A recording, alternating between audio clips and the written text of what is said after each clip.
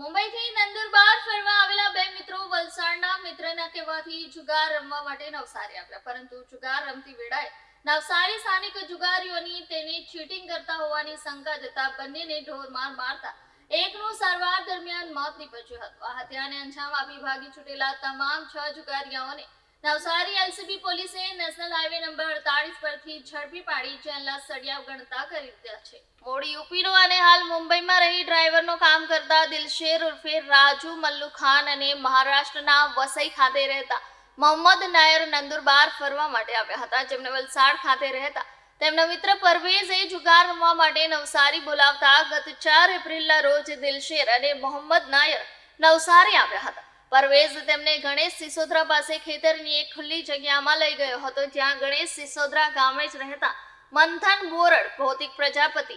અશોક ઉર્ફે હસલો હળપતિ, ચીગો પટેલ, પ્રતિક ઉર્ફે કાદર હળપતિ, કેવિન પટેલ અને એક અજાણ્યા સાથે મુલાકાત કરાવી હતી। આ મુલાકાત બાદ દિલશેર અને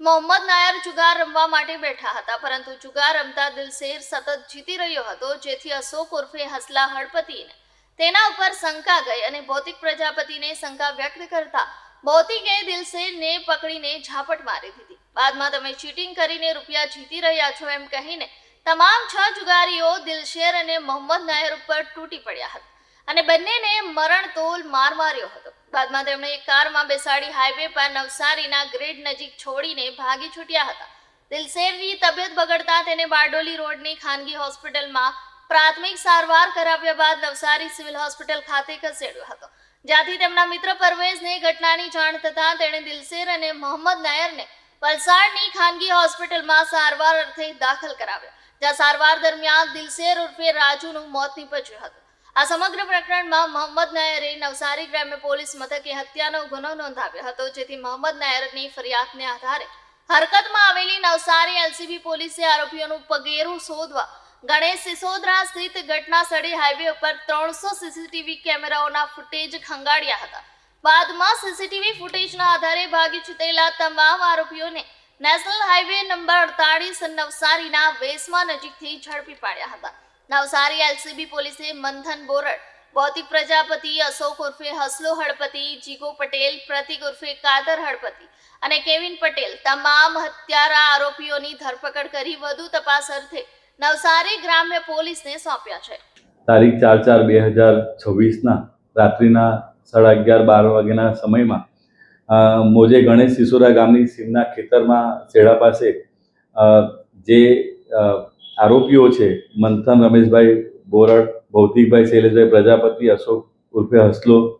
અને જીગો રવજીભાઈ પટેલ, પ્રતિક ઉર્ફે કાતર સંદીપભાઈ હળપતિ તેમજ આજે